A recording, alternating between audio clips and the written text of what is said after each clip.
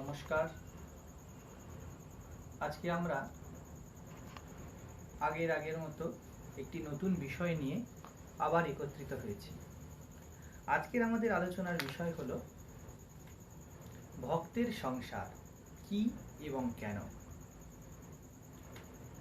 এটি বহু চর্চিত, বহু আলোচিত, বিভিন্ন শাস্ত্র মুখে, শ্রীরামকৃষ্ণের মুখে এবং বিশেষ করে রামকৃষ্ণ পরিমণ্ডলী কথাটি বহুল প্রচলিত।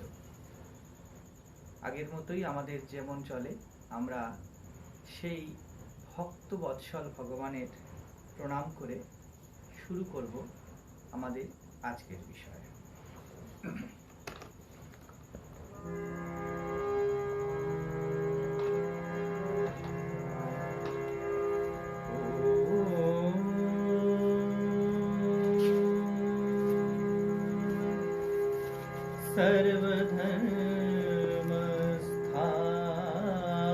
सर्वधर्मस्थापकस्त्वं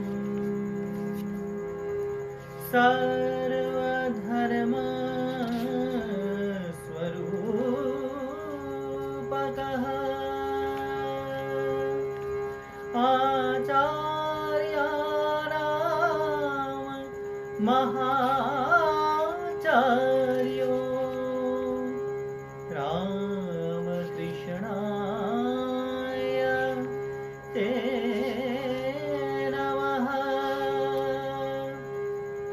ॐ नमः श्री भगवते रामकृष्णाय नमो नमः। ॐ नमः श्री भगवते रामकृष्णाय नमो नमः। ॐ नमः श्री भगवते रामकृष्णाय नमो नमः।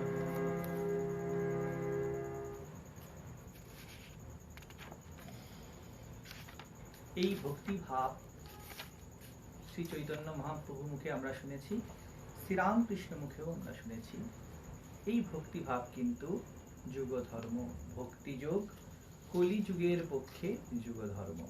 সাধারণের জন্য আসলে সত্যি কথা বলতে ভক্ত কখনো সাধারণ হয় না। ভক্ত সকল সময় অসাধারণ। যিনি জগদীশ্বর ভগবানকে নিজের হৃদয়ে রাখেন, তিনি কি কখনো সাধারণ হতে পারেন? এই যে ভক্তি ভাব, এই আমাদের আলোচনার বিষয়, সেই ভক্তের সংসার। আগে আমরা শ্রীরামকৃষ্ণের কথায় একটু চলে যাব, যাতে আমাদের আপনা রচিত শাস্ত্র না হয়। আমরা শাস্ত্রের মধ্যে দিয়ে যা যুগ যুগ ধরে একের পর এক বারংবার এক্সপিরিয়েন্সড হয়েছে, যা বারংবার পরীক্ষিত হয়েছে, তার মধ্যে দিয়েই আমরা যাব। তাই হলো শাস্ত্র। শাস্ত্র তো কোনো মন গড়া কথা নয় যে আমি আমার মতো বলবো, আপনারা আপনাদের মতো বলবেন। তো এই শাস্ত্রের মধ্যে দিয়ে যদি আমরা যেতে চাই, তাহলে আগে আমরা শ্রীরামকৃষ্ণের কথাটি একটু শুনে নিই। শ্রীরামকৃষ্ণ ভক্ত বিষয়ে বলছেন, মন প্রাণ অন্তরাত্মা। মন চিন্তা, আমাদের যাবতীয় চিন্তা।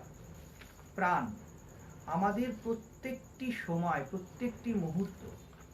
কারণ মুহূর্ত কেন বললাম প্রাণের সাথে? কারণ শ্বাস প্রশ্বাস সময়ের সাথে, মুহূর্তের সাথে খুব কোরিলেটেড। এই মুহূর্ত না থাকলে কিন্তু কোনোভাবেই আমাদের প্রাণবায়ু চলে না।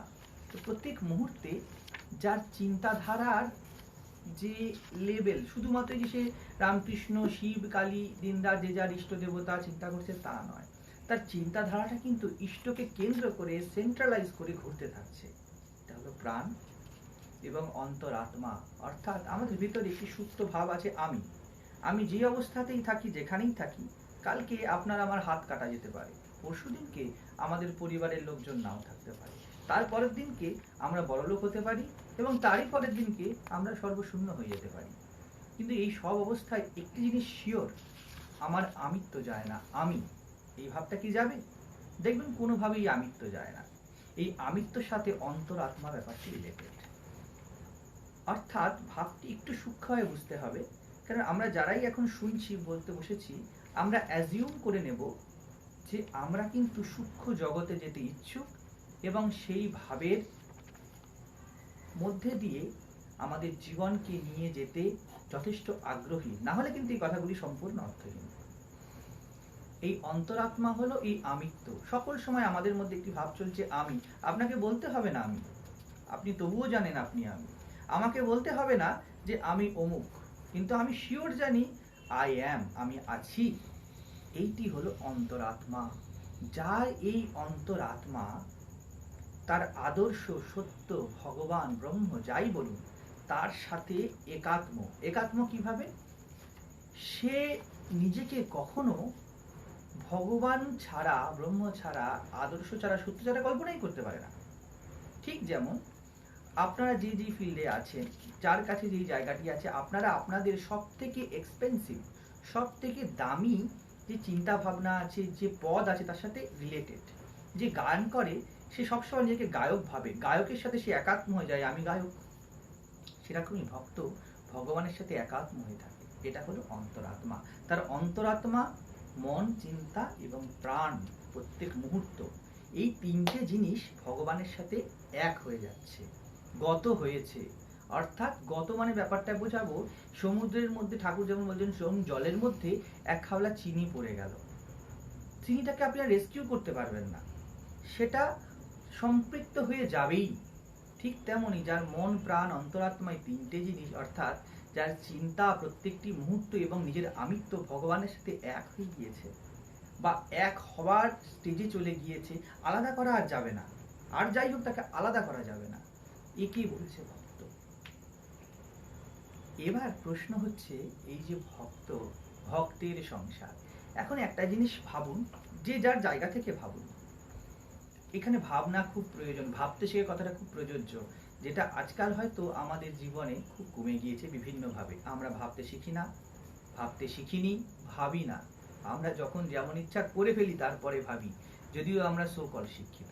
তো একটু ভাবতে শিখতে হবে আমাদেরকে, যে এই যে মন, প্রাণ, অন্তরাত্মা সবই যদি তাতে গত হয়ে গেল, তাহলে সংসারটা দাঁড়াবে কিসের উপরে? ভক্তের সংসার কথাটি শ্রীরামকৃষ্ণ বলেছেন আমাদের বোঝানোর জন্য বারংবার। কারণ কি বলুন তো, আমরা সবাই কলাইয়ের ডালের খদ্দের, পিওর জিনিস আমরা নিতে জানি না। চিরকালই এটা এরকম। মাসে সাধারণ মানুষ কিন্তু এই ভাবকে নিতে পারে না, তাহলে মহামায়ার খেলাই তো চলে না। মহামায়ার খেলাই এটা, কিছু লোক কি এটা বুঝবে, এবং উই আর ফরচুনেট, ওই কিছু লোকের মধ্যে আপনি আর আমিও আছি।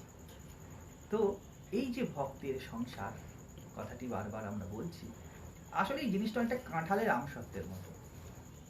ভক্তের একমাত্র ভগবান হতে পারে, ভক্তের সংসার হতে পারে। সংসারের মধ্যে ভক্ত থাকতে পারে, তারও কিছু ক্রাইটেরিয়া আছে। আজকালকার দিনের আমাদের ভাবটা হয়ে গিয়েছে, আমরা সব করবো আর ভগবানকে ডাকবো। এটা ভক্তের ক্রাইটেরিয়াই নয়। তিনটি অবস্থায় ভক্তের সংসার দাঁড়াতে পারে। সংসার সাধারণত, সংসারী হতে গেলে আমরা সাধারণত গ্রস অর্থে যেটা বুঝি, বিবাহ হয় সবার আগে, তারপরে সংসারী সূত্রপাত হয়। পুরুষ স্ত্রী এক হলো, প্রজন্ম হলো এবং সংসার হলো। এখন দেখা যাচ্ছে তিনটে ক্ষেত্রে মোটামুটি যদি আমরা ধরে নিই এটা আলোচনার ক্ষেত্রে, যে সংসার হতে পারে। প্রথম ক্ষেত্র, সে ভক্ত ভগবান, মন, প্রাণ, অন্তরাত্মা ইত্যাদি বোঝার আগেই তার বিবাহ হয়ে গিয়েছিল। দেখা যায় রামপ্রসাদের এটা। তৃতীয় ক্ষেত্রে হতে পারে প্রারব্ধ বশে, আগের জন্মের কর্মফলটা এমন ভাবে গিয়েছে যে সে না চাইতেও একরকম জোরপূর্বক তার কিন্তু সংসারের দিকে ঢুকে যেতে হয়েছে, অথবা প্রারব্ধ বশে বাড়িতে পিতামাতা অসুস্থ আছে, বা কোন রকম বিশেষ অসুবিধা যা সে ইচ্ছা করলেও ওভারকাম করছে না। পয়েন্ট টু বি নোটেড, ইচ্ছা করলে। ভক্তের ইচ্ছা কিন্তু একমাত্র ভগবান। আপনার আমার ইচ্ছা কিন্তু ভগবান, সংসার, টাকা পয়সা, প্রসপারিটি, বিপদ যাতে না আসে, একে ভক্ত বলেই না। ভক্তর ফার্স্ট এবং ফরমোস্ট এবং লাস্ট প্রায়োরিটি ভগবান, প্রথম গুরুত্ব ভগবান। তাতে যাই আসুক তার মাথা ব্যথা নেই। রামপ্রসাদের যেমন মাথা ব্যথা ছিল না, মীরাবাইয়ের যেমন মাথা ব্যথা ছিল না, রামকৃষ্ণ দেবের যে মাথা ব্যথা ছিল না, স্বামী বিবেকানন্দকে দেখুন, তাকে মাথা ব্যথা করতে হয়েছে। মনটা পড়ে আছে দক্ষিণেশ্বরের পাগলা বামুনের কাছে, বাড়িতে মা বাবা খেতে পাচ্ছে না, বাবা চলে গিয়েছেন, রেখে গেছেন কিছু ধার। আত্মীয় স্বজনরা কামড়ে চারদিক থেকে তাদের সম্পত্তি যেটুকু আছে সেইটুকু আত্মসাৎ করতে চায়। ছোট ছোট নাবালক ভাইরা খেতে পারছে না, চাকরির জন্য খুঁজে বেড়াচ্ছে। কিন্তু দেখুন ভক্ত কাকে বলে, মনটা কোথায় তার। তার মনটা 1 মিনিটের জন্য কিন্তু ওই দক্ষিণেশ্বরের পরমহংস থেকে সরেনি। অর্থাৎ মূল এখানে তার মন। আর আমরা প্রথমেই এই মনের ভাগাভাগি করে ফেলি। প্রথমে সংসার করব, বাড়ির কাজ করব, স্বামী অফিসে যাবে, ছেলেরা স্কুলে যাবে, সব করার পরে ভগবানের জন্য বসবো। মনটা মনে হচ্ছে কখন 10 মিনিট বসি, কিন্তু পুজোয় যেই বসে গেলাম আমাদের জগৎ ভুল হয় না, জপে যেই বসলাম আমাদের জগৎ চলে যায় না, আমাদের মনকে টেনে টেনে নিয়ে আসে। অর্থাৎ আমরা এখনো ভক্ত পদবাচ্য হইনি। তাহলে ভক্তের সংসার কথাটা আমরা কি করে আমাদের জন্য প্রযোজ্য হবে? হতে পারে না। থার্ড একরকম ভাবে হতে পারে, সেটা সেই ভক্তের হাতে নয়, সেটা ভগবানের হাতে। সেটা হলো ভগবান যদি লোকশিক্ষার জন্য তাকে লিখে দেয়। এই 3টে ভাবে ভক্তের সংসার, ভালো করে জায়গাটা শুনবেন, যেটা ওয়ার্ডটা ইউজ করছি, ভক্তের সংসার ঘটে যায়। ভক্তের সংসার ঘটে যায়, ভক্ত সংসার পাতায় না। ভক্ত শুধুমাত্র ভগবানের সাথে প্রেমের সম্পর্ক পাতায়। ভক্ত শুধুমাত্রই চিনি খেতে ভালোবাসে।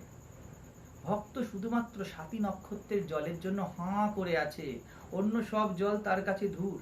জগতের লোক দেখে, ধরুন একটি ভক্ত আমার সামনে আছে, আমি সেই ক্ষেত্রে দেখব তার বিয়ে আছে, তার সংসার আছে, কি সে সন্ন্যাসী হয়েছে, কি গেরুয়া পড়েছে, সে কতটা ভালোভাবে থাকছে, সে কতটা লাক্সারিয়াসলি থাকছে, এই সব টার্ম আমার জন্য।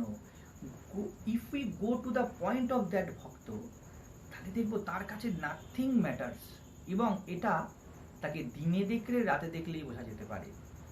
কিন্তু আমরাও কি দিনে দেখতে রাতে দেখলে রাজি? অতখানি কি ঠিক ঠিক ভক্তের খোঁজও আমাদের মধ্যে আছে? ভক্ত না হতে পারাও তো অনেক দূরের স্থান, হতে পারাটা অনেক বড় ব্যাপার। তো আমাদের অত সময়ই নেই কাউকে তো অবজার্ভ করবো, সেই জন্য ভক্ত কি আমরা বুঝতে পারি না। তো এমন ভক্তের সংসারের কথা শ্রীরামকৃষ্ণ বলেছেন। আরেকটা জিনিস, কয়েকটা জিনিসের মধ্যে দিয়ে গেলে আমরা বুঝতে পারবো ভক্তের সংসার কাকে বলে। ভক্তের প্রথম ক্রাইটেরিয়া, যে সত্যি সত্যি ভক্ত এবং যার সংসার ঘটে গিয়েছে, সে পাতায়নি কিন্তু ঘটে গিয়েছে, সেই ভক্ত কখনো নিজেকে সংসারী বলে না। সে সব সময় বলে রামের ইচ্ছা, আমার রাম। আমরা রামের ইচ্ছা বলি বিপদে পড়লে, আমরাও রামের ইচ্ছা বলি যখন যখন দরকার পড়ে, যখন যেটা আমরা করে পেরে উঠতে পারবো না, জব করতে পারিনি, ঠাকুরের ইচ্ছা নয়, আজকে পারলাম না, একে বলে ভাবের ঘরে চুরি, একে ভক্ত বলে না। ভক্ত যদি কোনোদিন ঈশ্বর চিন্তা না করতে পারে, তার অন্তর মথিত হয়ে ওঠে। অর্থাৎ ভক্তের আমিত্ব যেটা, অন্তরাত্মা যেটা, সেটা সংসারী টার্মিনোলজির সাথে কখনো একত্র হবে না। যদি কেউ সত্যিই ভক্ত হয় এবং সংসারী হয়, আপনারা যারাই আছেন এই ক্রাইটেরিয়াগুলো নিজেদের সাথে একটু মিলিয়ে মিলিয়ে দেখুন, কোথায় কোথায় টিক মার্ক আপনাদের আসছে, কোথায় কোথায় ক্রস মার্ক আপনাদের কাছে আসছে। সংসারী, সে আমি কখনো বলবে না সেই ভক্ত যে আমি সংসারী, সে বলবে আমি প্রভুর দাস, সব অবস্থাতে আমি প্রভুর ভক্ত, ঠাকুর আমার সব। এটা শুধু মুখে বলা নয়, মনে প্রাণে বোঝা। দ্বিতীয় জিনিস হলো তার প্রথম এবং ফার্স্ট ফর মোস্ট প্রিভিলেজ ভগবান। তার সব চলে যাক, তার কিছু এসে যায় না, কিন্তু তার স্বামী, তার স্ত্রী থাকতে পারে, সে পুরুষ হতে পারে, সে স্ত্রী হতে পারে, সন্তান হতে পারে, পিতামাতা হতে পারে, সে কর্তব্য করবে না তা না, কারণ সে সংসারের মধ্যে পড়ে গিয়েছে। Again point to be noted, সে সংসারের মধ্যে পড়ে গিয়েছে। হি ডাজন্ট চুজ দ্য সংসার, সে সংসারকে চুজ করেনি ডেলিবারেটলি, তাই সে পড়ে গিয়েছে। আপনি যদি কোনো পরিবেশের মধ্যে গিয়ে পড়ে যান, ধরুন কোনো আত্মীয়র বাড়িতে গিয়েছেন, সেখানে খাবার দাবার নেই, আপনি একটা অকওয়ার্ড সিচুয়েশনে পড়ে গিয়েছেন, এটা এক ব্যাপার। আর আপনি ডেলিবারেটলি কোনো জায়গাতে গিয়েছেন জেনে শুনে, সেটা আলাদা ব্যাপার। তখন আমাদের অনেক রকম করতে হয়। ঠিক তেমনই ভক্তের ভাবটা হলো সে সংসারে পড়ে গিয়েছে। তো এরকম অবস্থায় তার একমাত্র ধ্যান জ্ঞান প্রিভিলেজ ভগবান। সে সব কিছু ভগবানের জন্য রিনাউন্স করতে পারে, কিন্তু কোনো কিছুর জন্য সে ভগবানকে রিনাউন্স করবে না। শুধুমাত্র ছেড়ে দেওয়া নয়, তার প্রত্যেকটি মুহূর্তে সে ভগবান কি চাইছে, তাতে কি থাকলো আর কি গেল, হি ডাজন্ট কেয়ার। এগেইন বলছি, এটা সন্ন্যাসীর জন্য নয়, এটা গৃহস্থ বা সংসারে আছে এমন ভক্তের জন্যই। তার কিছু এসে যায় না, এই জায়গায় ভক্ত থাকবে। থার্ড হলো সে বোল্ড হয়, পরিষ্কার পরিচ্ছন্ন, তার আন্ডারস্ট্যান্ডিং এ হেজিনেস থাকে না, ক্ল্যারিটি থাকে। হি ইজ ক্লিয়ার ইনাফ যে সে কি করছে। সে ক্লিয়ার ইনাফ যে আমি যেখানে আছি, আমি যেভাবে জীবন কাটাচ্ছি চলছি, সেটা কি ভক্তের জীবন? তার মধ্যে কোনো হেজিনেস থাকবে না। কি করছি কি না করছি, কিভাবে হবে কি হবে কিছুই জানি না, তার মধ্যে আক্ষেপ এই ব্যাপারগুলি থাকে না। আরেকটি ঠাকুরের কথাই বলি, কুটস্থ। হাজার বিপদ পড়বে, যদি হাজার বছর সুখা হয়ে যায়, যে জাত চাষা সে কিন্তু চাষ ছাড়ে না। হাজার বিপদ তার কাছে আসুক, আমরা বিপদে বলি, আমরা চট করে বলি কি এত দুঃখ কষ্ট কেন? এই দেখুন বিভিন্ন রকম করোনা সিচুয়েশন হয়েছে, মানুষের হাহাকার উঠেছে চারিদিক থেকে। অবশ্যই সে দুঃখ কষ্ট পায়, কিন্তু সে দুঃখ কষ্ট তার চ্যানেলাইজড হয়ে ভগবানের দিকে। সে জানায় তার ভগবানকে দুঃখ কষ্ট মুক্তির জন্য নয়, তার একটি প্রার্থনা, প্রভু যেন তোমার থেকে আমার মতি না সরে, যাই ঘটে যাক। একে বলে কুটস্থ। কুটস্থ ঠাকুর যেটা বলেছেন, কামারের নাই বারবার পড়ছে হাতুড়ি তার উপরে, কিন্তু সব জিনিস বেঁকে চলে যাচ্ছে, কিন্তু নাইটার কিছু হচ্ছে না। সেটা কোন ভক্তের সংসারে বিপদই বেশি আসে, কারণ তাই ভগবানকে যে ধরে আছে, এটা স্রোতের বিপরীত দিকে সে যাচ্ছে। কোনোভাবেই সেই সংসারের সাথে, সংসারী ভাবের সাথে সে একত্র হয়ে চলছে না, চলতে পারবে না সে, কারণ তার মন প্রাণ অন্তরাত্মা he dissolves, almost dissolves in water of Ishwara. ভগবানের জলে তার মন রূপ চিনি কিন্তু গলতে চলেছে, তাকেই তো ভক্ত বলেছেন ঠাকুর। তো এইরকম ভক্ত, যেমন মাস্টার মশাই ছিলেন, ছুটে ছুটে ঠাকুরের কাছে আসছেন, বাড়িতে দেখুন তার স্ত্রী উন্মাদিনী হয়ে গেছে, সন্তান বিয়োগ ঘটে গেছে, কিন্তু তার অনুরাগ কোথায়? কথার মেতে খুললেই পাবেন, পাতায় পাতায় পাবেন তার অনুরাগ কোথায়। একে বলে ভক্ত। তারপরে হলো সে সর্ব বিষয়ে কি, তার সব কিছু নড়বড়ে হতে পারে, এটা ওটা সেটা, সে বিভিন্ন রকম জিনিস, সংসারের কোনো দিকে কেয়ার নেই। ঠাকুর যেটা বলেছেন, হয়তো কোথায় বাড়ি ঘরের দেখা নেই, এটা নেই সেটা নেই, কিন্তু সে ভগবান বিষয়, নিজের সাধনা বিষয়, গুরু প্রদত্ত নির্দেশ বিষয়ে প্রচন্ড সচেতন। আমরা কিন্তু বেশিরভাগ ক্ষেত্রেই উল্টোটা, আমরা গুরু প্রদত্ত যেটা 108 জপের বেশি এগোতে চাই না, ওটা করলেই আমরা মনে করি হয়ে গেল ভক্ত, কিন্তু তা নয়। এটা চিনিতে এক কাপ চায়ে 1 চামচ চিনি খাওয়া নয়, যে কম বেশি হলে কিছু এসে যায় না। এটা সমগ্র জিনিসটা একটা ভাবের মধ্যে ডুবিয়ে দেওয়া। তো ব্যাপারটি হলো এই, যে তার সবকিছু নড়বড়ে হলেও যাতে মাতাল তালে ঠিক, একে বলে ভক্ত। তার তালটা কিন্তু ঈশ্বরে। আর আরেকটা জিনিস বুঝতে হবে, বছরের পর বছর জপ ধ্যান করছি, আমি প্রভু মহাজের দীক্ষিত, আমি রঙ্গনাথানন্দ মহাজের দীক্ষিত, কেউ কেউ ব্রহ্মানন্দজি মহাজের দীক্ষিত, কেউ কেউ হয়তো এরকম সাক্ষাৎ পার্শ্বদের কাছ থেকে আমরা দীক্ষা পেয়েছি, অথচ আমরা বলছি আমাদের উন্নতি হচ্ছে না। ভূতেশ্বরমজির কাছে দীক্ষিত আমাদের কাছে অনেকেই এসেছে, যারা ব্রহ্মজ্ঞ, সাক্ষাৎ ব্রহ্মজ্ঞ পুরুষ, তাদের কাছ থেকে এসে বলছে আমাদের জপ ধ্যানে এগোতে পারছি না। কি সাধারণ গুরু থেকে আসলো সেটা বড় কথা নয়, গুরু তো গুরুই, গুরু সবসময় বন্ধন মোচনকারী শক্তি, সে যেই হোক। দেখা যাচ্ছে একই রকম ভাবে চলছে, কোনো উন্নতির চিহ্ন নাই, তাহলেও বুঝতে হবে সে ভক্তও নয়, এবং তার সংসার যাত্রাও ঠিক মতো ভক্তের সংসার হয়নি। এই প্রত্যেকটা জিনিস ভক্তের ক্ষেত্রে প্রযোজ্য। ভক্ত যদি সংসারেতেও থাকে, ক্রমে ক্রমে তার উন্নতি হবে, নাই তার পারিপার্শ্বিকতার উন্নতি হবে, স্ত্রী পুত্র পরিবার, বা যদি কোনো মায়েরা হয়ে থাকেন তাদের স্বামী পুত্র, এরা ক্রমাগত নয় ভগবানের পথে আসবে, না তার পথ থেকে সরে যাবে।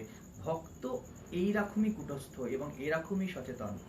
মা যদি হন আপনি, আপনি যদি স্ত্রী হন এবং ভক্ত হন, আপনি ছেলের প্রতি ভালোবাসায় খুব ঠিক থাকবেন, স্বামীর প্রতি ভালোবাসাতেই আপনি খুব ঠিক থাকবেন, এতে কোনো অসুবিধা নেই। অসুবিধাটা কোথায় জানেন? যখনই আপনার ভগবানে পা পড়বেন, আপনি কিন্তু যেখানেই আপনার প্রেমে ঈশ্বর সাধনায় বাধা পড়ছে, সেখানেই কিন্তু আপনার একটি কথা, মেরে তো গিরধর গোপাল দুসরো না কই, ঠিক যা মীরার ছিল। আর আরেকটা জিনিস আমরা বলতে পারি, স্ত্রী পুত্র পরিবার যে যাই বলুক, সে কোনো জিনিস যেমন টলবে না, তার সাথে একটা জিনিস দেখতে হবে, ভক্তের মধ্যে কিন্তু এটি খুব বড় ক্রাইটেরিয়া, সে কিন্তু সংসারী হওয়াটা যেহেতু চুজ করেনি, তার অন্তরাত্মা কিন্তু ত্যাগের পথে আনকনসিয়াসলি চলেইছে প্রথম দিন থেকে। আবার বলছি, প্রথম থেকেই সে ত্যাগের পথে, সে ফেসে গেছে সংসারে, তাকে বলে ভক্তের সংসার। যদি ভাবটা এই থাকে আমি সব করব, ভগবানকে ডাকবো, তাকে ভক্তের সংসার বলে, সে তো ভক্তই হয়নি, তার ভক্তের সংসার কি হবে? সে সংসারই ভগবানকে ডাকার চেষ্টা করছে, হিয়ার হি ইজ। আমাদের বুঝতে হবে আমরা কোথায় আছি, তার উপর ডিপেন্ড করে আমরা যদি কথামৃতকে দেখি, তার উপরে যদি আমরা শাস্ত্রগুলোকে দেখি, তাহলেই একমাত্র আমরা সঠিক পথে এগোতে পারবো। এছাড়া কিন্তু আমাদের বিভ্রান্ত হওয়ার সম্ভাবনা অনেক আছে। আমাদের সময় তো খুব অল্প থাকেই, আপনারা জানেন। আমরা মোটামুটি এই জিনিসগুলির মধ্যে দিয়ে আসলাম যে ভক্তের সংসার কাকে বলে। প্রথমত এইগুলি হলো ভক্তের সংসার। যে ভক্ত সংসারের মধ্যে থাকে, সংসার তার কোনো অংশে কোনো কালে থাকে না, ভক্তের কোনো প্রি প্ল্যান থাকে না। ভক্তের একমাত্র প্রি এবং পোস্ট প্ল্যান তার ভগবান, কারণ ভগবান এবং ভক্ত এটি কো রিলেটেড। যেমন মধু ছাড়া ভ্রমর বাঁচে না, ভ্রমর ছাড়া মধু হয় না, ঠিক সেরকম ভাবেই ভক্ত আর ভগবান কো রিলেটেড। ভক্ত আর সংসারের মধ্যে কোনো রিলেশন নেই, সংসার সংসারীদের সাথে রিলেটেড, ভক্ত ভগবানের সাথে। এই দুটো যখন প্যাচ আপ হয়, স্বাভাবিকভাবে তার জীবনে কিছু ক্ল্যাশেস থাকে, অথচ সেই ভক্ত কিন্তু তরতর করে ভগবতমুখী হয়ে যায়, বাধাগুলি তাকে আটকাতে পারে না, তাকে আরো বেশি শক্তি দেয়। একে বলে ভক্তের সংসার। আসুন এবার আমাদের কাছ যে যে প্রশ্নগুলি এসেছে, আমরা কিছু কিছু প্রশ্নে যাব। হয়তো সব প্রশ্নের আমরা উত্তর দিতে পারবো না, তবুও আমরা সাধ্যমতো আমাদের চেষ্টা করব। প্রথম প্রশ্ন বনশ্রী দাস কলকাতা থেকে, খুব বড় প্রশ্ন। নিরাকারে মন কিভাবে নিবদ্ধ করা যায়? প্রথম বুঝতে হবে মন কি আর নিরাকার কি। নিরাকার কোনো কনসেপ্ট নয়। নিরাকার বলতেই কথামৃত ঠাকুরও বলেছেন, আপনি হয়তো সাগর বুঝবেন, মরুপ্রান্তন বুঝবেন, এগুলি অল কনসেপ্ট। কোথা থেকে এসেছে? আমাদের যেইটুকু জগতে যার জানা, যে সাগর কখনো দেখেনি সে নিরাকার বিষয়ে তার চিন্তা যখন করতে হবে, সাগর জীবনেও আসবে না। অর্থাৎ সে চিন্তা করছে এমন একটা জিনিসকে, আনলিমিটেড তা এবং লিমিটেড জিনিস দিয়ে চিন্তা করছে। এই জায়গাটা বুঝুন। আপনি যে প্রশ্নটি করেছেন সেই প্রশ্নটি খুবই সূক্ষ্ম প্রশ্ন। আশা করি সেই সূক্ষ্ম প্রশ্নের সূক্ষ্ম উত্তর ধারণ করার মতো জায়গাটা বা মানসিক প্রস্তুতি আপনি নিয়ে রেখেছেন। মন মানেই কিন্তু চিন্তা। আপনি ভিতরে চলে যান, আমরা অনেক রকম ভাগ করি, মন, বুদ্ধি, চিত্ত, অহংকার, কিন্তু চিন্তা ছাড়া আলটিমেটলি কিছু না। আপনার চিন্তা যদি এই মুহূর্তে স্টপ হয়ে যায়, আপনার মন বলে কোনো পদার্থ নেই আর। যাই হোক, এই চিন্তা ধারণাগুলি, মনটা কিন্তু সাকার জিনিস। আপনি চিন্তা করছেন জানেন নিরাকার। একদম বাংলা ভাষায় সরাসরি উত্তর দিতে গেলে নিরাকারের চিন্তা করা যায় না, নিরাকারের চিন্তা হয় না, এই মন দ্বারা হয় না। তবে এইটুকু বলতে পারি, মনটাকে যখন আপনি চেষ্টা করতে শুরু করবেন, বারবার চেষ্টা করছেন যে নিরাকার কেমন হয়, নিরাকারের ধারণা কেমন হয়, এটা করতে করতে করতে করতে there will be a time, একটা সময় আসবে যখন মন কিন্তু ক্লান্ত হয়ে পড়বে, পরিশ্রান্ত হয়ে পড়বে। একেই শরণাগতির অবস্থা বলা হয়েছে। এই পরিশ্রান্তি তুরীয়ানন্দজির কথাতে পাখির ডানা ব্যথার জন্যই একমাত্র সাধনা। যতক্ষণ তার, আমাদের সব সাধনার কারণ হলো অন্তরাত্মা নিরাকার, যাই বলুন, ব্রহ্ম বলুন, ঈশ্বর বলুন, আমাদের ভিতরেই আছে, আমরাই তা হয়ে আছি। ইটস দ্য আলটিমেট, ওভারঅল যেভাবেই বলুন এটিই একমাত্র সত্য। এই যেই মন শান্ত হয়ে পড়লো, সে বুঝে যায় তার লিমিটেশনস, আমার দ্বারা হবে না। আপনি চিন্তা করবেন প্রথমে বসে যে গাছ পালা, তার থেকে আমি গেলাম আকাশ, আকাশের মতো তিনি বিশাল, ব্রহ্মাণ্ড, ব্রহ্মাণ্ডের বিষয়ে বিশাল, কিন্তু এর সাথে এটাও বুঝবেন আপনি ব্রহ্মাণ্ডে। তো এইরকম ভাবে যেই মুহূর্তে মনটা এই জায়গাটা বুঝুন, এটাই হলো আপনার নিরাকারের ঠিক ঠিক চিন্তায় আসার পথ। আপনি চিন্তা করতে করতে যখনই যাবেন, মনটাকে ক্রমাগত ক্লান্ত হবে। নিত্য সাধনা, গুরু প্রদর্শিত পথে না চললে এটা সম্ভব না, এটা একদিনের কাজ নয়। কারণ মন একটি এমন বিষয় যা সাকার পদার্থ, চিন্তা সাকার রূপ নেয়। যদি সাকার না হতো, কালকে আপনি চিন্তা করছেন বাড়ি করবেন এবং তার ফলশ্রুতি স্বরূপ পরশুদিনকে আপনি বাড়িটা শুরু করলেন, এটা ঘটতে পারতো না। শূন্য থেকে এক সৃষ্টি হয় না। মনও সাকার এবং মনের চিন্তাধারা যেগুলি, সেগুলি সাকারের দিকে, সাকারমুখী, এবং সে তার ফলাফলও তাই সাকার হয়। তাকে দিয়ে নিরাকার চিন্তা করা যায় না। হ্যাঁ, তাকে ইউটার্ন খাইয়ে কোনো রকমভাবে একটু একটু করে আপনি এগিয়ে যেতে পারেন যে আমি নিরাকারকে ভাবছি, নিরাকার কেমন হতে পারে, কিন্তু অল যেই উপলক্ষগুলো, যেই জিনিসগুলি আপনি চিন্তা করতে চলেছেন বা করছেন, সেগুলো সবই সাকার বস্তু। আপনি ধারণা করছেন, এটা কনসেপ্ট, এটি কিন্তু মূল নিরাকার নয়। যখনই মন সম্পূর্ণ আপনার শান্ত হলো, ক্লান্ত হলো, for the fraction of seconds হতে পারে, কিছুক্ষণ বেশি হতে পারে, এই অবস্থাতে আপনি একটা চরম শান্তি ফিল করেন। আমরা যদি চেষ্টা করি, আমরা বুঝতে পারবো কিছুক্ষণের জন্য। আমরা হয়তো খুব জোরে একটা এরকম একটা শ্বাস নিই, ওইটুকুনি কিন্তু জব করতে, ধ্যান করতে গিয়ে আমাদের আনন্দ। এটি আমাদের স্বরূপ, এটি নিরাকারের ঠিক ঠিক অবস্থা, এটি কিন্তু একদম ঠিক ঠিক আমাদের জায়গা, আমাদের স্বরূপের অবস্থা। এটি যখন বেড়ে যায়, এটা ধ্যান ধারণা হয়। আবার এটি যখন আরো বেড়ে যায়, তখন শ্রীরামকৃষ্ণদেব নির্দেশিত এই সমাধি হয়। তবে এইটুকু জেনে রাখবেন, ভাব ও ভাষায় আপনি যাই প্রকাশ করতে চাইবেন, চিন্তা করতে চাইবেন, সব নিরাকারের চিন্তা সাকারের লেভেলে। চিন্তা কিন্তু সাকার জগতের জিনিস, নিরাকার কিন্তু মনের পারের জিনিস, মনের ক্যাপাসিটি নেই নিরাকার চিন্তা করার। আমরা এগিয়ে যাচ্ছি। নেক্সট হলো রীনা মণ্ডল কলকাতা থেকে।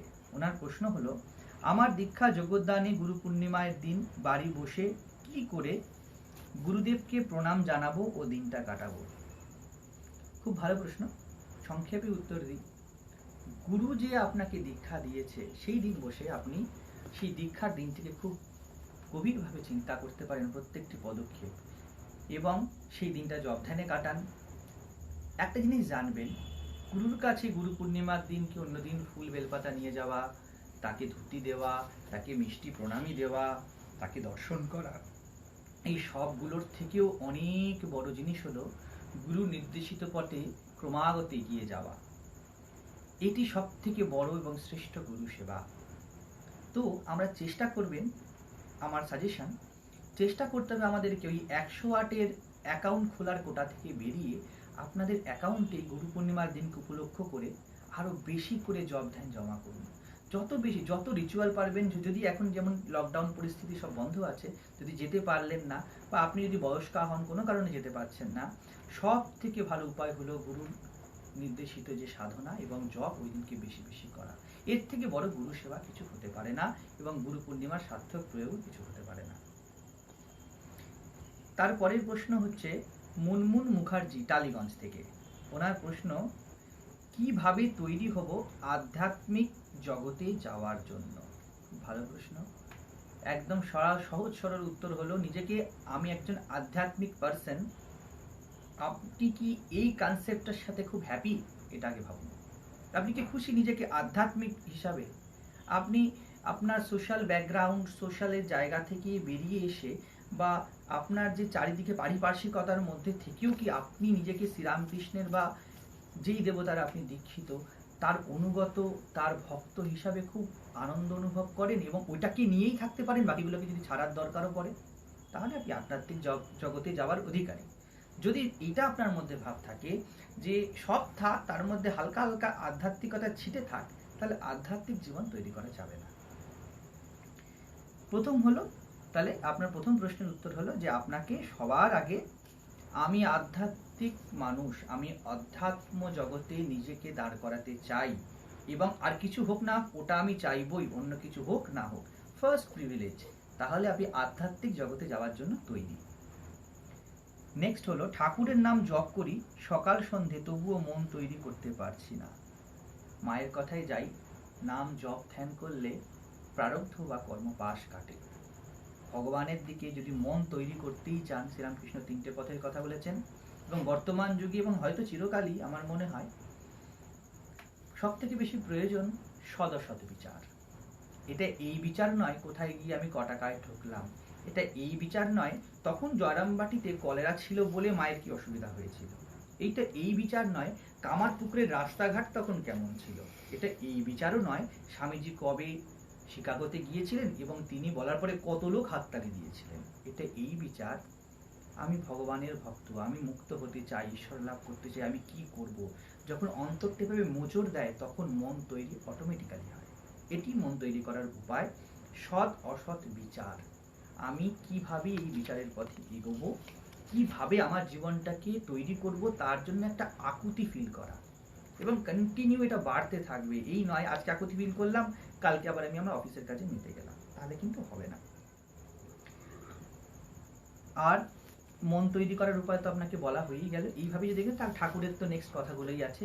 এরপরে নেক্সটই হল সদসৎ বিচার করে, যেটা সৎ বলে মনে হলো সেই ঈশ্বরের চিন্তা, এবং এই টোটাল ব্যাপারটাকে জিয়ে রাখার জন্য সৎসঙ্গ, সৎ গ্রন্থ হতে পারে, সৎ মানুষ হতে পারে, সৎ পরিবেশ হতে পারে, তখন মন খুঁজে নেবে। আপনি শুধু সৎ অসৎ বিচারটি করুন এবং নিজেকে আধ্যাত্মিকভাবে আমি একদম আধ্যাত্মিক পার্সন হিসাবে নিজেকে ভাবতে শুরু করুন। শুধু ভাবতে নয়, দৃঢ় প্রত্যয় করতে শুরু করুন।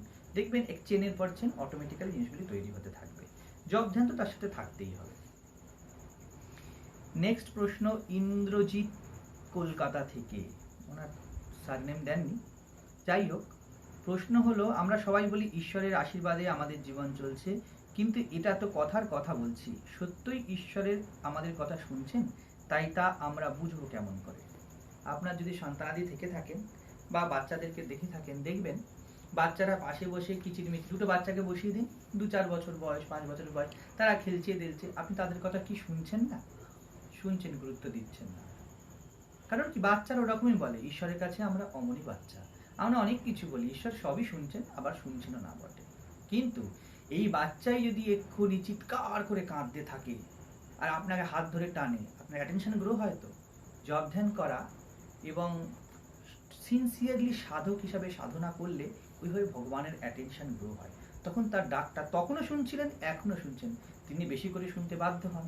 আমাদেরকে সেরকম নাচর বান্দা শিশু হতে হবে যে ভগবানকে ডাকবো, তাহলে তিনি বেশি করে শুনবেন। বলছেন, আর মুখে তো বলছি, কিন্তু আমরা নিজেরা ঈশ্বরকে কে তা কতটা বিশ্বাস করছি, কতটা ভালোবাসি, সেটা আমরা কিভাবে অনুভব করতে পারি? নিজের অনুভূতি আপনি আর আমি ছাড়া কে বলতে পারে বলুন?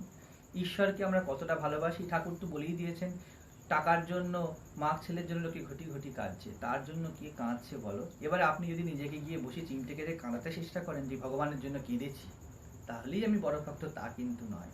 কান্নাই হোক, তার জন্য প্রাণ আটুপাটু যখন করে, যখন সব সংসারের জিনিসগুলির থেকে, নিজের থেকে ভগবান ছাড়া আমার অস্তিত্ব চলবে না। যেমন আপনি এত কথা হয়তো হয়তো শুনছেন বা শুনছেন না, যদি শুনে থাকেন, এই সময় যদি পিছন থেকে কেউ এসে আপনার নাকটা টিপে ধরে, আপনার সব শোনা ভুল হয়ে যাবে।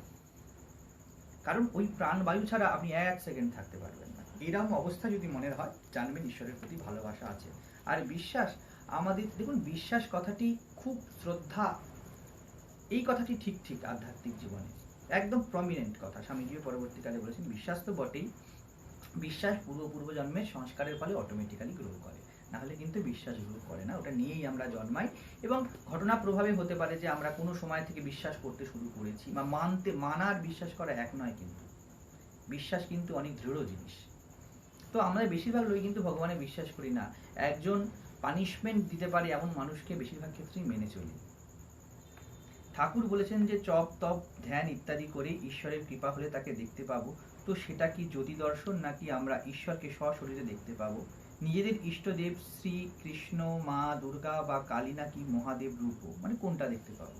প্রথমত ঠাকুর এই কথাটি বলেননি যে জপ ধ্যান করলে হবে। ঠাকুর বলেছেন, অনেক সাধনা করতে করতে যদি রাগ ভক্তি জন্মায়, রাগ ভক্তি মানে কোনো রকম চাওয়া পাওয়ার বাসনা ছাড়া ভগবানকে ভালোবাসা, কোনো কিছুই চাই না। যেমন একটি ছোট্ট শিশু একটি পাহাড়, একটি ফুলকে আপনি ভালো লাগে, অবাক হয়ে দেখেন, যদি কাঞ্চনজঙ্ঘা যান অবাক হয়ে দেখছেন, হিমালয়ে যান অবাক হয়ে দেখছেন, হিমালয় আপনি কিছু দিতে পারবে না, শুধু এই দৃষ্টি সুখটুকুনি আপনার পাওয়া। ভগবানকে ভালোবেসেই যে সুখ, এই সুখটি যখন ফিল করি আমরা, তখনই একমাত্র ভগবানকে পাওয়া যায়। সেটা জপ ধ্যান করে হতে পারে, কর্ম করে হতে পারে, অবশ্যই গুরু নির্দেশিত পথেই হতে পারে। আর বলছেন দর্শনের কথা, তা দর্শন সব রকমই সম্ভব। শাস্ত্র বলছে, যস্য ভাবনা যদৃশি সিদ্ধির ভবতি তাদৃশি। যেরকম যার ভাবনা, যে যেই পথে গিয়েছে সে সেইভাবেই পাবে, দুটোই সম্ভব। এই জগৎ জানবেন মনোময়, আপনার মন যেমন ঠিক তেমন ভাবেই আপনি ঈশ্বরকে দেখতে পাবেন। নেক্সট, সোমা রায় রিষা থেকে, ওনার প্রশ্ন, সাধন ভজনের জন্য কোনটা শ্রেষ্ঠ ও কেন? সংসার ও মঠ দুটোর মধ্যে আপনাকে বলতে হয়, আপনি নিজেও জানেন কোনটা শ্রেষ্ঠ।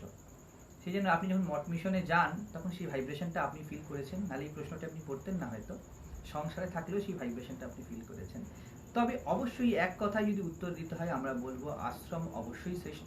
কারণ ওটার বানানোর ইনটিউটিভ ব্যাপারটাই এসেছে আশ্রমে, স্টার্টিংটাই এসেছে সাধন ভজনের জন্য, ওটা সাধন ভজনের ক্ষেত্র। অবশ্যই মঠ মিশন সাধন ভজনের জন্য শ্রেষ্ঠ। তবে এইটুকুই মাথায় রাখতে হবে, অধিকারী বিশেষে সকলেই আলাদা। আমরা এরকম বহু দেখেছি, সংসারে আছে, কিছুদিন হয়তো মঠে এসে খুব ভালো লেগেছে, তাকে যদি বলেন আপনি এখানে 1 বছর থেকে যাও, সে থাকতে পারবে না, তার মন সংসারে টানবে। আবার এমনও অনেক লোক দেখেছি, যাদের সংসার থেকে বাড়ি ফিরে যেতে বারংবার বলা হয়, তারা যেতে চায় না, তাদের মন আশ্রম বা মঠে টানে। এটা অধিকারী বিশেষ। তবে অবশ্যই যে কোনো জায়গাতেই সাধন হতে পারে, যদি সাধক সেই অবস্থায় পৌঁছায়। না হলে প্রিলিমিনারি স্টেজে অবশ্যই নির্জন স্থান, ঈশ্বর লাভের অনুকূল পরিবেশ যেখানে, সেটি শ্রেষ্ঠ। মুনমুন মুখার্জি, টালিগঞ্জে থাকি, উনি বলছেন, বেদান্ত মঠ থেকে মন্ত্র পেয়েছি, নিয়মিত সকাল সন্ধে জপ করি, তবুও সম্পূর্ণরূপে আধ্যাত্মিক আলোয় যাব কি করে? এই প্রশ্নটি একটু আগে আমি কিছুটা উত্তর দিয়েই ফেলেছি। আধ্যাত্মিকতা হলো, প্রথম বিশ্বাস করুন আপনি যে আমি আধ্যাত্মিক আলোয় যাব, আমি আধ্যাত্মিকতার ফলাফল বা আধ্যাত্মিকতার জন্য যা যা প্রয়োজন তা কি আপনি গ্রহণ করতে রেডি?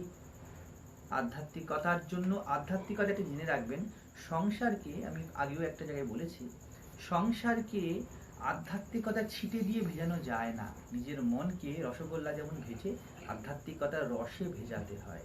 এই রসে ভেজানোর ফলে কি হবে, ফলাফলটা আপনার হাতে নেই। সত্যি যদি আপনি আধ্যাত্মিক আলোয় যেতে চান, আগে দৃঢ়ভাবে বিশ্বাস করুন আমি আধ্যাত্মিক প্রাণী, আমি আধ্যাত্মিকভাবেই জীবন কাটাবো। আগে এই স্ট্যান্ড পয়েন্টে আসুন। মনকে বশে আনার সহজ উপায় কি? মনকে কে বশে আনবে? আপনি যেই মন দিয়ে প্রশ্ন করছেন সে কি নিজেকে বশে আনবে? এটা হয় না। যখনই আমি আধ্যাত্মিক জগতে ঢুকি, যখনই আমি ঈশ্বর চিন্তা করি, আপনি ওই পথে এগিয়ে যান। ঠাকুরের কথায় পূর্ব দিকে এগোন, পশ্চিম থেকে আপনি পিছনে পড়বেন। ঠিক সেরকমভাবেই মনকে বশে আনা তখন অটোমেটিক্যালি হয়ে যায়। আবার বলছি, যতক্ষণ আপনার বা আমাদের কারোর আমিত্ব বেঁচে আছে, মন বসে আসতে পারে না। মন বসে আসবে না। আমিত্ব থাকতে মন বসে আসতে পারে না। তাহলে কি আমরা নির্বিকল্পতে যাব? তা নয়। তা সবসময় না হলেও যার যেমন ভাব, আপনি যদি ভক্তিভাব নিয়েও চলেন, আমি তার ভক্ত, এই আবরণটি যদি আপনি নিজের গায়ে ঠিকভাবে লাগান এবং দৃঢ়ভাবে প্রত্যয় করেন, তাহলে কিন্তু আপনার মন ইন্দ্রিয়র বশ আপনা আপনি হবে। গৃহীদের জপ ছাড়া কি অন্য উপায় আছে? অবশ্যই আছে। একটু আগেই বলা হলো, যেরকম বলা যে সৎ অসৎ বিচার, এটির উপরে বেশি জোর দেবেন। বর্তমান যুগে এটি বড্ড বেশি প্রয়োজন। সৎ এবং অসতের ডিসক্রিমিনেশন, কে সত্যি কথা বললো কি মিথ্যা কথা বললে কি সৎ অসৎ বিচার বলে না। কোন জিনিসটা আমার আধ্যাত্মিক জীবনের অনুকূল, কোনটি আমাকে উন্নত করবে সেটি, আর কোনটি অবনত করবে সেটি, এটিকে আইডেন্টিফাই করা এবং করে এগিয়ে যাবার দৃঢ় মানসিকতা আসা, এটিকে সৎ অসৎ বিচার বলে। আরেকটি প্রশ্ন রিভু দত্ত, কোচবিহার থেকে। আমি ব্রাহ্মণ কুলের না, আমার উপবিদ অভিষেক কিছু নেই। ঠাকুরকে নিজের বাড়ির এক সদস্য আর মাকে নিজের মায়ের মতো দেখি। আমার কি সত্যি অব্রাহ্মণ হবার জন্য হবে কথাটা? পূজায় অধিকার নেই? রিভুবাবু, আপনাকে একটি কথা বলি, যদি সত্যি আপনি মন প্রাণ থেকে নিজেকে ঠাকুরকে মা বাবা হিসেবে ভাবেন, তাহলে পূজারই বা কি প্রয়োজন আছে? তবে এটা মাথায় রাখতে হবে আপনাকে, আপনি কি নিজের বাবা মাকে রোজ পুজো করতেন? বাড়িতে যারা গর্ভধারণ করেছে নিশ্চয়ই করতেন না। ধূপদীপ জ্বালতেন? জ্বালার দরকার ছিল না তো। কোথাও পূজা করতে চাইছেন মানেই আপনার কিন্তু আমি পূজারী এবং তারা দেবতা, এই ভাবটা আছে। তো এই ভাবটি যখন আছে, শাস্ত্রের অনুশাসন আপনার মানতে হবে, আমাদের সকলকে মানতে হবে। ঠাকুরের কথায়, তুমি মুখে যতই বলো অন্যায় কাজ করলে বুকটি দুক করবে, তুমি যতই বলো আমার সব পাপ পুণ্য এক হয়ে গেছে। ঠিক তেমনি আপনি নিজের মনকে নিজে বিচার করে দেখুন, আপনার ঠিক আইডেন্টিফিকেশনটা কোনখানে। যদি বলেন বাড়ির লোক, তাহলে আমি কথা বলবো, বাপের সম্পত্তি ছেলে পায়, ঠাকুরের সম্পত্তি, মায়ের সম্পত্তি জ্ঞান, বৈরাগ্য, ভক্তি, বিবেক, ত্যাগ, তপস্যা। যদি এই ঐশ্বর্যের অধিকারী আমরা হতে পারি, তাহলে অবশ্যই আপনি পুজো করতেও পারেন, পুজো নাও করতে পারেন, তাতে কিচ্ছু এসে যায় না। সেই ক্ষেত্রে আপনি ঠাকুরের সন্তান, ঠাকুরই আপনার ব্যবস্থা করে দেবেন, আপনাকে আপনার কথা আর ভাবতে হবে না। তবে গ্রস লেভেলে আপনার যে প্রশ্ন, তাতে যদি আসি, আপনি ব্রাহ্মণ নয়, আপনি অভিষেক নিয়ে পুজো করতে পারেন কিনা? অবশ্যই। যদি আপনি দীক্ষিত হন, আপনি ঠাকুরের পূজা করতে পারেন, এতে কোনো সন্দেহ নেই। যদি আপনি নিত্য সাধকের হন, সাধক লেভেলে থাকেন, অবশ্যই সাধকের জন্য নিজের ইষ্ট দেবতার নিত্য সেবায় কোনো দোষ নেই। এবং আপনার সারনেম দেখে কিছুখানি ধারণা করা যায়, হয়তো সবসময় সবটা ঠিক নয়, তবু মনে হয় আপনি কায়স্থ কুল বংশ, তো অবশ্যই এটা ক্ষত্রিয়োচিত হতে পারে, ক্ষত্রিয় দিকেও হতে পারে আপনার স্ট্যান্ড।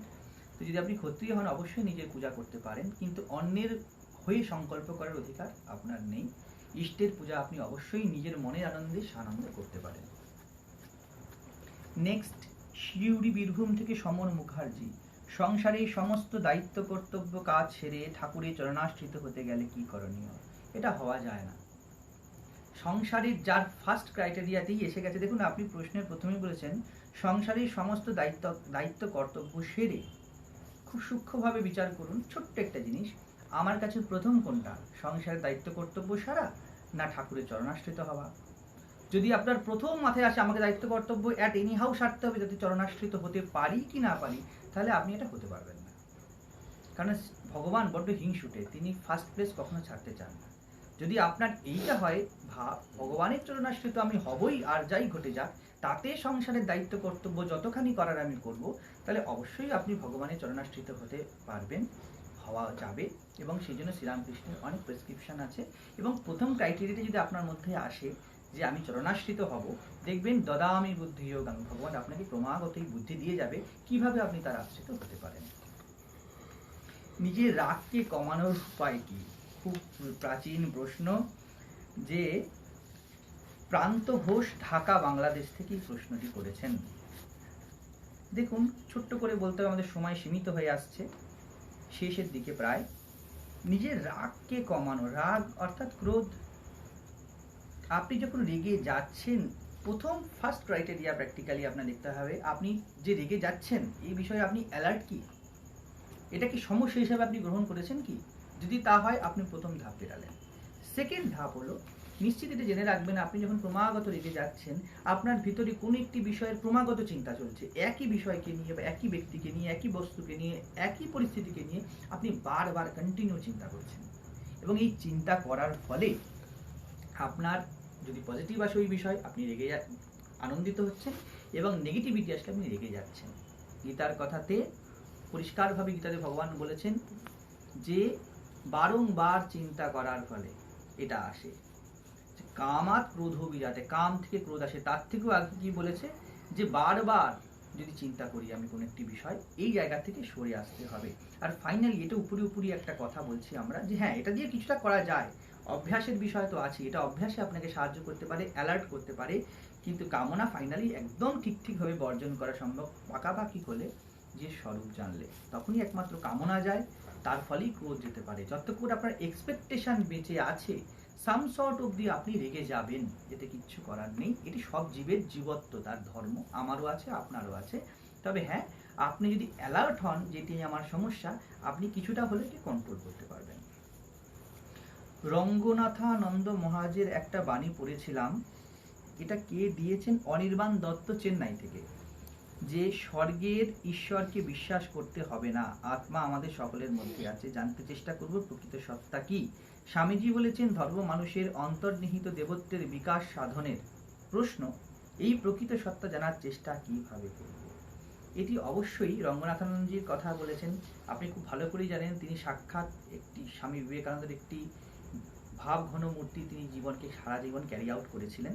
খুব সেই জায়গা থেকে দেখা হয় মহারাজ এখানে পুরো পিওরলি অনেকটা জ্ঞান এবং যোগের কথা বলছেন। এইখানে যে প্রকৃত সত্তা সেটা হলো আত্মা বা আমাদের অন্তরের যে ব্রহ্ম, তাকে বলা হয়েছে। এই যে প্রকৃত সত্তা, এটার দেবত্ব প্রকাশিত করা যায় না। আবার বলি, দেবত্ব প্রকাশিত করা যায় না, দেবত্ব প্রকাশিত হয়। আমি দেবত্ব বলতে কি কি? সৎ কথা, পরোপকার, অন্যের দুঃখে দুঃখিত হওয়া, জ্ঞান, বৈরাগ্য, নিজের একটা রেগুলেটেড জীবন, নিজের একটা আদর্শকে অনুসরণ করা, এগুলি সব দেবত্বের প্রকাশ। এগুলি ঘটে যায় যখন আমরা সত্যি সত্যি প্রকৃতভাবে নিজের প্রকৃত সত্তাকে খুঁজি। শাস্ত্রতে বলেছে ব্রহ্ম আত্মা। এই ক্ষেত্রে আমি একটি ছোট্ট সাজেশন দেবো আপনাকে, আপনার গুরু নির্দেশিত পথই আপনার কাছে পথ। তবুও আমি ওভারঅল একটি কথা বলতে পারবো, সবার আগে আপনি একটি কাজ করুন, আপনি যে লক্ষ্য স্থির করুন আপনি জীবনে কি চাইছেন। এই যে প্রকৃত সত্তা, এগুলো কিন্তু কোনো ভাষা কনসেপ্ট বা এইভাবে হয় না। সবার আগে আপনাকে স্থির করতে হবে অনির্বাণ বাবু, যে আপনি কি চাইছেন জীবনে, ক্লিয়ার করুন। এটা চাই ওটা চাই এরকম ভাবে করলে হবে না, একদম পরিষ্কার ক্লিয়ারিটি, যে আমি এটি চাই, এটি চাই না, এবং এটির জন্য আমি কি করতে পারি। আমি প্রকৃত সত্তা জানতে চাই, আমরা অন্য কোনো উদ্দেশ্য নেই। প্রকৃত সত্তা জানতে চাইলে একদম পিন পয়েন্টেড হতে হবে। If you want to be pinpointed, দেখবেন অটোমেটিক্যালি দেবত্বের পরপর যে প্রশ্নগুলো করেছেন কি লক্ষণ, অটোমেটিক্যালি তা প্রকাশ পেয়ে যাবে। তাহলে আপনার প্রশ্নের উত্তর একটি দাঁড়ালো, আগে নিজের উদ্দেশ্যকে স্থির করুন, দৃঢ়ভাবে বিশ্বাস করুন, বিশ্বাস বলবো না, দৃঢ়ভাবে নিশ্চয় করুন যে আপনি কি করতে চান। সত্যি প্রকৃত সত্তা জানতে চান, definitely by the grace of God you will get it. Last একটি প্রশ্ন অনুরাগ বিষয়ে। অনুরাগ বিষয়টা কেমন হয় বা অনুরাগ কি বা এই কথাটির মানে কি? স্পন্দন 12 বেহালা থেকে। ভাই স্পন্দন, তোমায় একটি কথা বলি, অনুরাগ, আমি 3টে স্টেপ বলছি। ভালো লাগা, জাগতিক ভালো লাগা, অতিজাগতিক ভালো লাগা, যে কোনো ভালো লাগা, তারপরে আধ্যাত্মিক ভালো লাগা, এবং ফাইনালি ভালোবাসা। এই 3টের মধ্যে অনেক পার্থক্য, এবং আমরা যদি, যেটা এতক্ষণের মধ্যে কথা হলো, সদসৎ বিচার করে দেখি, তাহলে কিন্তু এই ভালো লাগা ভালোবাসার মধ্যে যে বিস্তর পার্থক্য আমরা ক্রমাগত সংসারে সমাজে দেখছি। ভালো লাগা, আমার ঠাকুরকে সাজাতে ভালো লাগে, আমার মালা পরাতে ভালো লাগে, আমার বেলুড় মঠের পরিবেশ ভালো লাগে। এটা খুব বেশি পার্থক্য নয়, হয়তো কিছু পূর্ব সংস্কার আমাদের আছে, কিন্তু ঠাকুরের কথায় যাদের যোগের লক্ষণ আছে তাদেরকেও সচেতন হওয়া উচিত, অ্যালার্ট হওয়া উচিত। আমাদের এই ভালো লাগাটা কিন্তু, আমার ভালো সিনেমা ভালো লাগে, আমার ভালো কাপড় ভালো লাগে, আমার অমুক আর্টিস্টের গান ভালো লাগে, কোরিলেটেড। ফার্স্ট স্টেপ ভালো লাগা, এর মধ্যে কোনো বিচার নেই, বিচারহীন ভালো লাগা, সংস্কার বসে, কিছুটা ভালো সংস্কার কিছুটা মন্দ সংস্কার, এই নিয়ে চলছি। এটাকে অনুরাগ কখনোই বলা যাবে না। আমরা প্রথমে ভুল করে বসি যে আমরা বেলুড় মঠে গিয়েছি মানেই আমরা ভক্ত অনুরাগী হয়ে গিয়েছি। আমার মাঝে মাঝে বেলুড় মঠ যেতে ইচ্ছে করছে, ইউ ওয়ান্ট সাম চেঞ্জেস, সেই জন্য আপনি বেলুড় মঠ যাচ্ছেন। আপনি কালকে যদি আপনাকে কেউ ডাকে আপনি দার্জিলিং ঘুরতে যাবেন, পরশু দিনকে চেন্নাই ঘুরে আসবেন, আন্দামান যাবেন, গিয়ে হয়তো রামকৃষ্ণ মঠ মিশনের কোনো ব্রাঞ্চে উঠবেন, আপনার কাছে ওটা বড় কথা নয়। আপনার হয়তো কিছু সংস্কার বসে আপনি রামকৃষ্ণ মিশনে যেতে চাইছেন, ভালো অ্যারেঞ্জমেন্টসের জন্য যেতে চাইছেন, সেখানকার পরিবেশটা আপনার কিছুটা ভালো লাগছে, সব আপনার কর্ম অর্জিত সংস্কার, এটিকে অনুরাগ বলা যায় না। এটি হতে পারে কোনো জন্মের অনুরাগের একটি বীজ আপনার মধ্যে কোনোভাবে থেকে গেছে, কিন্তু এটাও মাথায় রাখতে হবে, যদি আমরা সচেতন বা বিচারশীল না হই তাহলে এই বীজ কিন্তু অচিরেই নষ্ট হয়ে যায়। সেকেন্ড হলো আধ্যাত্মিক ভালো লাগা, point to be noted, not ভালোবাসা, আধ্যাত্মিক ভালো লাগা। এবার আমাদের কি হলে, কিছু কিছু মানুষ আছে যাদের মধ্যে এই ভালো লাগাটা, এই জাগতিক ভালো লাগাতে গিয়ে এবার দেখা যাচ্ছে সে ঠাকুরের মূর্তি ভালোবাসছে, সে মালা পরাতে ভালোবাসছে, সে কাপড় পরাতে ভালোবাসছে, সে বেলুড় মঠে যেতে ভালোবাসে, সে ভক্ত ফিল্ডে যেতে ভালোবাসছে, কিন্তু এইখানেও যদি বিচার বুদ্ধি খুব স্ট্রং না হয়, সে পাণ্ডিত্যে আটকাবে, সে আমি খুব ভালো ঠাকুরকে সাজাতে পারি এতে আটকাবে, এই অহংকারে আটকাবে, আমি খুব ভালো বক্তৃতা দিতে পারি, আমি খুব ভালো গান করতে পারি, আমাকে সবাই অ্যাপ্রিসিয়েট করে, এতে আটকাবে। এটা আধ্যাত্মিক ভালো লাগা। অবশ্যই আগের থেকে সংস্কার কিছুটা এগিয়েছে, কিন্তু still there is full of chances যে এও পড়ে যেতে পারে। এবার আপনি যেটা বলছেন অনুরাগ, এটা বড় দুর্লভ জিনিস। যখন বিচার করেও সৎ এবং অসৎ, জাগতিক এবং অতিজাগতিক বিচার করেও সে ক্রমাগত এগিয়ে গিয়েছে আধ্যাত্মিকতার দিকে, এবং এই জায়গাটাই হলো অনুরাগের ক্রাইটেরিয়া। সে তার সৎ বস্তু বা অনুরাগের বস্তু ছাড়া আর কিছুই চায় না, আর কিছুই চায় না, এটা মাথায় রাখতে হবে। সে কেবলমাত্র এটা চায়, তার পথে যাই আসুক, যেখানে আসুক, হি ডোন্ট হ্যাভ ইন্টারেস্ট। কথাটা বুঝুন ভালো করে, যে তার কোনো ওই বিষয়ে আগ্রহই নেই, একমাত্র একটি বিষয়ে তার আগ্রহ, তা হলো ভগবান, ঈশ্বর, ব্রহ্ম, নিজের স্বরূপ, সৎ জীবন আদর্শ। যখন একমাত্র এই জায়গাতে গিয়ে তার ভালোবাসাটা দাঁড়িয়ে যায়, তখন ধরেই নিতে হয় অ্যাজাম্পশন যে তার বিচার বুদ্ধিটা এতটাই সংস্কার বসে স্ট্রং হয়ে গিয়েছে যে তার আর পতনের সম্ভাবনাটি থাকছে না। কারণ এবার তার হাত বাপে ধরবে, কারণ তার ভালো লাগাটা, ঠাকুর যেটা বলেছে, ছেলে যদি বাপের হাত ধরে তবুও ভয় আছে। এই আগেরগুলো অবশ্যই তাই, হাত ধরার চেষ্টা করা প্রথমটা, সেকেন্ডটা হাত ধরছে, ছেলে ধরছে। এই ক্ষেত্রে যেই মুহূর্তে তার ভালোবাসাটা স্বতঃস্ফূর্ত হচ্ছে, কিভাবে স্বতঃস্ফূর্ত ভালোবাসার ক্রাইটেরিয়া হয়তো এতক্ষণের মধ্যে গুলিয়ে যাবেন, তাই আবার বলছি, তার কেবলমাত্র ভগবানকে ভালোবাসে, অনেক জিনিসের মধ্যে ভগবানকে ভালোবাসে না, সে কোনো জিনিসকে ভালো না বেশে ভগবানকেই ভালোবাসে। একে বলে ঠিক ঠিক আধ্যাত্মিক অনুরাগ, ভালোবাসা। ঠাকুরের কথায় এই অনুরাগ বাঘ যখন আসে, কাম ক্রোধ রূপ ছাগলগুলোকে কক কক করে গিলে ফেলে, তখন সে ক্রমাগত তত্তর করে বাড়তে থাকে। এই অনুরাগ লাভের জন্যই আমাদের সন্ন্যাস, আপনাদের এখানে বসে শোনা, সবকিছুই এই অনুরাগের জন্য। খুব ভালো প্রশ্ন। আশা করি এখন আমাদের প্রশ্ন আপাতত এতখানি। আশা করি আমরা এইভাবেই পরবর্তীকালে আপনাদের কাছ থেকে আমাদের যে হেডিং বিদ্যা ইয়া বিমুক্তায়, সেটাই বিদ্যা যা আমাদের মুক্তি এনে দেয়। এই মুক্তির দিকে আমরা ক্রমাগত এগিয়ে যাব। এবং যারা প্রশ্ন করছেন তাদের উদ্দেশ্যেও বলছি, হয়তো ভবিষ্যতেও আপনাদের এই জিনিসগুলো যদি সহায়তা করে, আপনাদের প্রশ্নগুলো আরও ইভলভড হবে, আপনারা আরও এগিয়ে যাবেন এবং আমরা একের পর এক সূক্ষ্মভাবে এরকমভাবে আলোচনার দিকে এগিয়ে যেতে পারবো। আশা করি ঠাকুরের কাছে প্রার্থনা করে, আমাদের একটি থাকে যে একটি গান করার রিকোয়েস্ট থাকে, আজকে সেটা করে আজকের মতো শেষ করছি।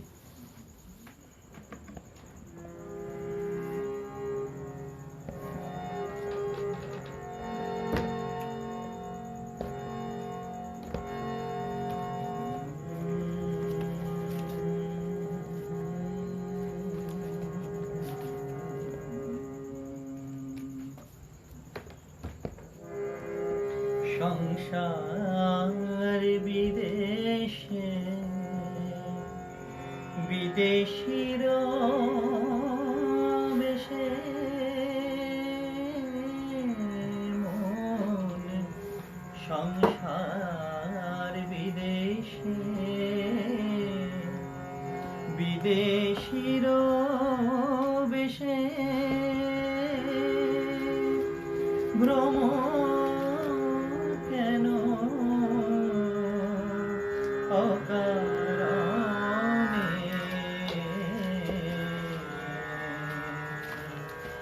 মন চলো নিজ নিকেতনে,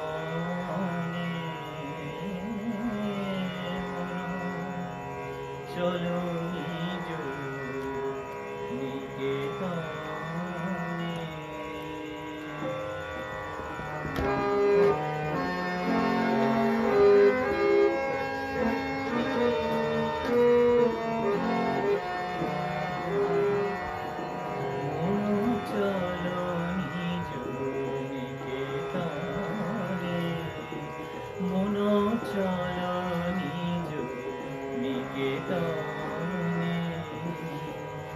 সংসার বিদেশে বিদেশির বেশে ভ্রম কেন অকারণে, চলো নিজ নিকেতনে।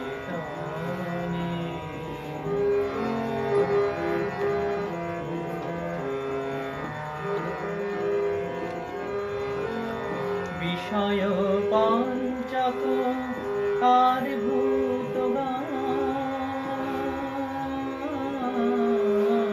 বিষয় পঞ্চক আর ভূতগান সব তোর পার, কেউ নাই আপন পরপ্রেমে কেন হয়ে অচেতন, পরপ্রেমে কেন হয়ে অচেতন, ভুলিছ আপন জানে, চলো নিজ নিকেতনে।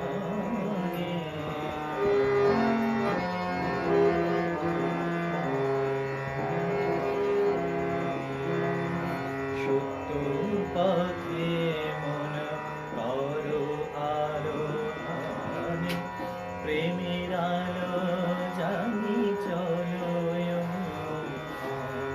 সঙ্গেতে সম্বল রাখো পুণ্য ধন, সঙ্গেতে সম্বল রাখো পুণ্য ধন, গোপনে যতনে লোভ মোহ আদি পথে দোষমান, প্রতীকের করে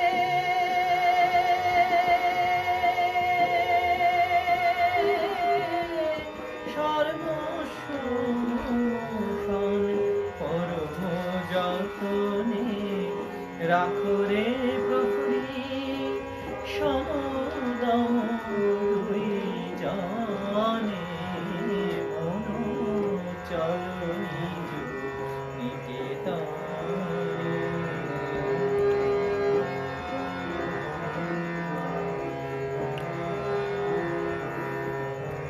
সাধু সঙ্গ আছে প্রান্ত ধাম শান্ত হলে তথায় করিবে বিশ্রাম। পথভ্রান্ত হলে শুধাইবে পথ সে পান্থ নিবাসী গণে তুমি। পথভ্রান্ত হলে শুধাইবে পথ সে পান্থ নিবাসী গণে। যদি দেখো পথে ভয়েরই আকার প্রাণপণে দিও দোহাই রাজার, সে পথে রাজার প্রবল প্রতাপ সমন ডরে যার শাসনে। চলো নিজ নিকেতনে মন, চলো নিজ নিকেতনে মন, চলো নিজ